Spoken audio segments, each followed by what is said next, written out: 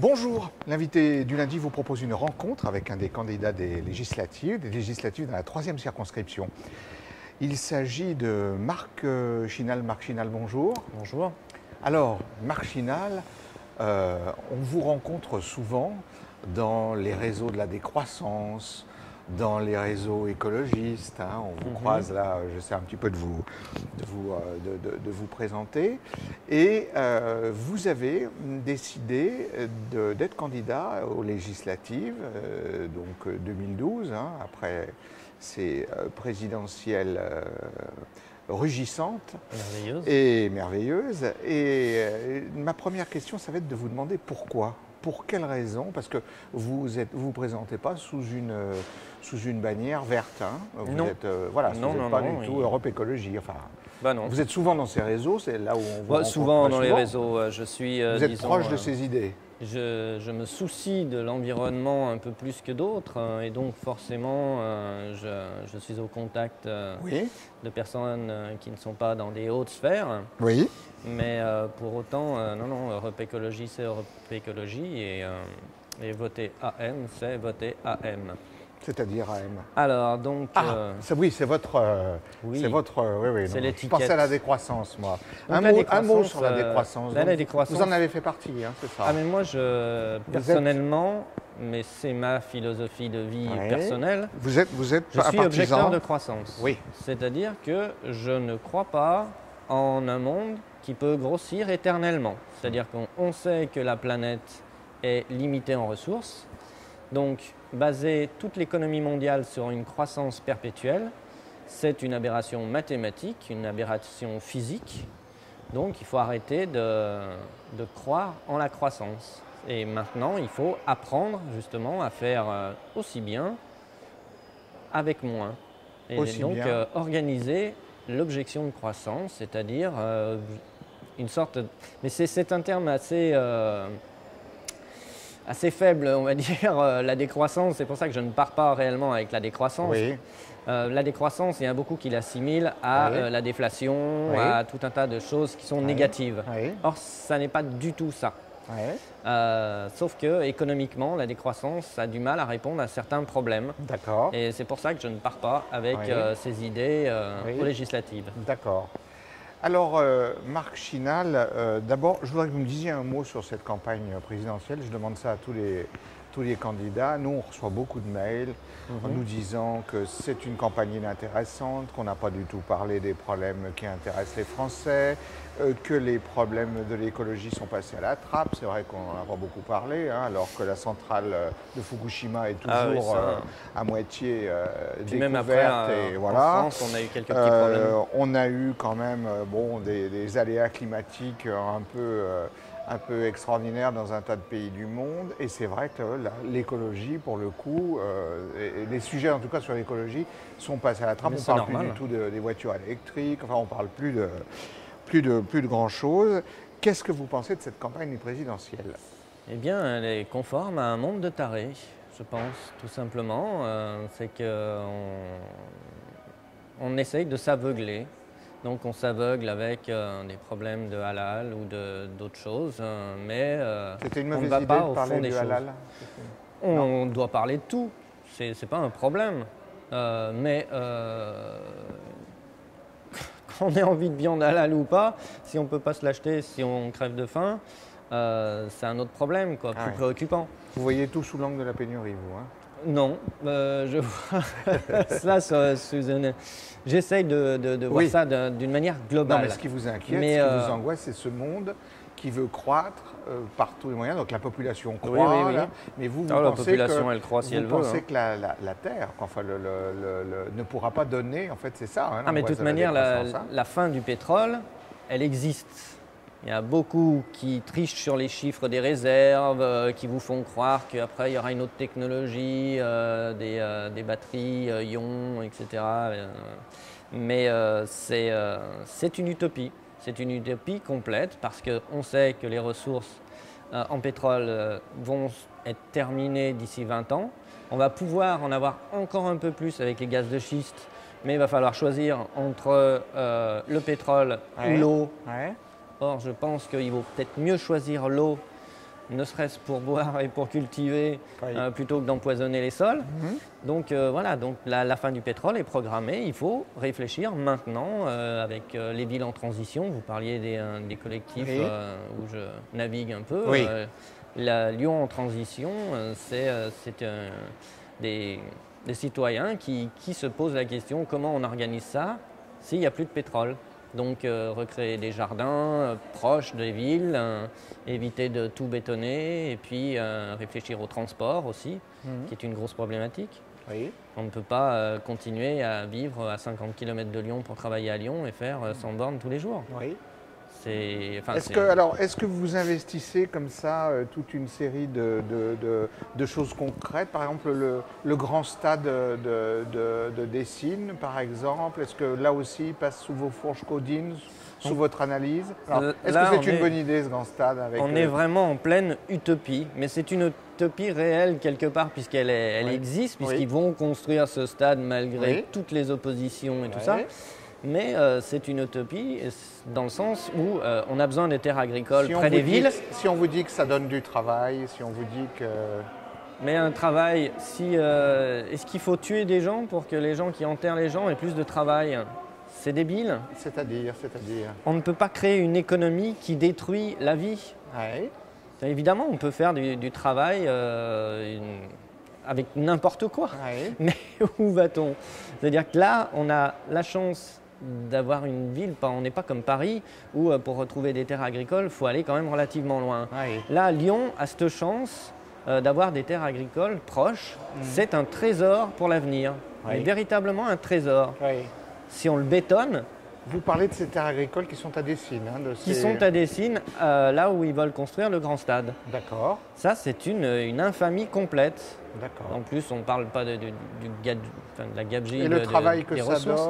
donne Donc, le travail, moi, ça, c'est des promesses, ce qu'ils disent, le travail que ça donne. Oui, Mais concrètement, qu'est-ce qu'ils vont faire? Les terrains donc, vont être avec de l'immobilier, donc ils vont faire pousser des immeubles oui, où il y aura soi-disant de l'activité. Mais cette activité, elle va venir d'où? oui, Elle va forcément être prise quelque part. Il oui, ne faut pas se leurrer, chaque fois qu'on fait des immeubles, après, il faut essayer de les remplir. oui. Mais on les remplit généralement en vidant ailleurs. Donc D'accord. c'est de l'utopie. D'accord. Alors, dans votre, vous dressez là un tableau un peu, on vous reconnaît bien un peu. Dans ce monde, bon, vous nous expliquerez comment vous voyez les choses, mais est-ce qu'il va y avoir, enfin, on a l'impression que vous décrivez un peu un monde en pénurie. Plus de pétrole, plus de, vous voyez, plus, ça fait pas grand-chose, quoi. Mais avant, Comment vous voyez les choses? Comment vous voyez je ne m'en inquiéterais pas, par exemple, si on pouvait, s'il y avait un problème économique grave. Par exemple, la monnaie s'effondre, l'euro s'effondre, il y a un chaos économique, on n'en est peut-être pas très loin, mais je ne suis pas devin, j'en sais rien. C'est de la probabilité. Avant, on pouvait se retourner sur les ressources de la nature. Donc, on a deux fleuves, enfin un fleuve et une rivière, on va pêcher dans le Rhône. Sauf que là, on ne peut plus pêcher dans le Rhône, parce que les poissons sont contaminés au PCB. C'est vrai. Donc la raréfaction, C'est vrai. c'est pas une utopie, Oui. c'est réel. Mais il ne s'agit pas d'après de se fouetter ou de Oui. se dire ah non, je ne vais pas consommer. Oui. Je dis souvent le foutage de gueule, si vous me permettez l'expression, c'est de dire un bon décroissant est un décroissant mort, parce qu'au moins là, il ne consomme plus rien du tout. Mais non, il faut arrêter les bêtises. Oui. L'humain est fait pour vivre, l'humain pollue quelque part naturellement avec les fluides, etc., etc. Mais il faut savoir les traiter correctement, sans mettre plus de pollution en les traitant qu'en ne les traitant pas. C'est complètement... on marche sur la tête. Oui. Mais on marche sur la tête, mais c'est systémique. C'est ça le D'accord. problème, c'est que... D'accord. Là, vous m'avez parlé des présidentielles qui ne parlent pas des bonnes questions. Eva Joly a essayé de parler du problème économique, Oui. le front de gauche aussi, avec un plan écologique et tout. Donc, on voit bien quand même on le sait qu'il y a un rapport entre l'économie et l'environnement. Oui. C'est-à-dire que quand vous prenez des richesses de bois, il faut savoir le gérer correctement. Oui. Quand vous prenez de l'eau, les exemples de Coca-Cola qui tirent de l'eau en Inde et que tous ceux d'à côté ne peuvent plus boire parce que les puits sont asséchés, c'est pour une raison économique. Mais concrètement, il n'y a pas de raison d'en manquer. Oui. Sauf que voilà, donc l'économie est toujours liée à l'écologie parce que évidemment, on puise de partout. D'accord. Alors, pour quelles raisons, en deux mots, pour quelles raisons vous vous présentez et pour quelles raisons vous vous présentez de façon complètement indépendante, là, avec ce logo AM, c'est ça? C'est ça. Voilà, qui signifie? Qui veut dire après la monnaie. Après la monnaie. Voilà, donc ça part du constat qu'il n'y a pas de solution mathématique miracle tant qu'on utilisera de la monnaie. Oui. Donc il faut commencer à imaginer une civilisation de l'après-monnaie. Voilà. Et vous en connaissez des civilisations sans monnaie, Marchinal? Non. Alors, il ne faut pas confondre civilisation sans monnaie et civilisation de l'après-monnaie. Ah. Avec des civilisations sans monnaie, enfin, civilisation est peut-être un grand mot quand ça se résume à quelques peuplades perdues dans certaines forêts. Écoutez, mais ça nous donne des belles perspectives. Mais non, justement, il ne faut pas assimiler ça à une civilisation de l'après-monnaie, parce qu'ils ne sont pas passés par le stade de la monnaie. D'accord. Donc il faut comprendre comment marche ce système, comprendre que la monnaie, pour avoir de la valeur, doit être rare. Pour être rare, tout le monde ne doit pas en avoir. Et donc forcément, il n'y a pas de solution. Et depuis la nuit des temps, si je puis dire, la gauche et la droite bataillent, mais il n'y en a aucun qui a la solution idéale. On pique l'argent d'un côté ou on pique l'argent de l'autre, mais on ne s'en sort pas. C'est mathématique. Est-ce que vous pouvez nous donner un petit peu une image ou une idée de ce que serait cette société de l'après-monnaie? Alors par exemple, ça se passe comment? Alors déjà, il faut bien comprendre qu'une société faite d'abrutis, je vais prendre une image comme ça, ne peut pas faire une société moins abrutie. C'est-à-dire qu'à la base, c'est l'éducation. D'accord. Donc l'éducation, l'éducation, l'éducation, mais tous azimuts. C'est-à-dire qu'il n'y a pas un domaine qui doit être privilégié. Et surtout, tout le monde doit avoir accès au savoir. D'accord. D'une manière libre, quel que soit son âge. D'accord. Ça n'existe pas actuellement. Bon. C'est-à-dire quand vous parlez d'économie, la plupart des gens, ils n'y connaissent rien, ils ne comprennent rien. Déjà calculer un taux d'intérêt, ils n'y arrivent pas. Bon. Ensuite, quand vous avez un groupe de personnes, une société où l'éducation est correcte, et je complète aussi dans un domaine important, c'est la psychologie et la philosophie. C'est deux domaines qui ne sont pas du tout privilégiés dans le système éducatif actuel. Et il est même repoussé de plus en plus. La philo, on s'en occupe que d'un... Pour que les téléspectateurs oui, mais ça se fait pas en 5 minutes. Oui, je sais. Non, mais je vais vous inviter. Mais j'essaye d'aller plus vite. Quand même, en deux mots, vous avez une vision. Ça ressemblerait à quoi la journée d'une société de l'après-monnaie? Par exemple, Madame X va donc au marché sur le quai Saint-Antoine et donc on est dans la société pré-monnaie. L'après-monnaie. On fait comment? Eh bien, vous avez une carte qui prouve que vous faites bien partie de la société. Parce qu'elle se base, cette civilisation de l'après-monnaie, sur la réciprocité. J'apporte mon travail à la société et en retour, la société comble mes besoins. Voilà. J'ai une carte. C'est une carte, un peu comme les cartes bleues vous et les cartes vitales. À quoi ça me fait penser, Marchinal? Ah là là, je vais vous le dire. Je sens qu'il va me sortir La prochaine fois qu'on fait une émission, je vais vous amener les tickets de rationnement que mon grand-père avait conservés très longtemps, qui ont existé jusqu'en 1949. C'était des petits tickets. On allait chez les marchands et on donnait son petit ticket de rationnement, un ticket de textile, un ticket de... Mais là, il n'est pas question de ticket, il n'est pas question de limite. Bon. C'est-à-dire que vous n'avez aucune limite à votre consommation. Et là, évidemment, ça pose d'autres questions.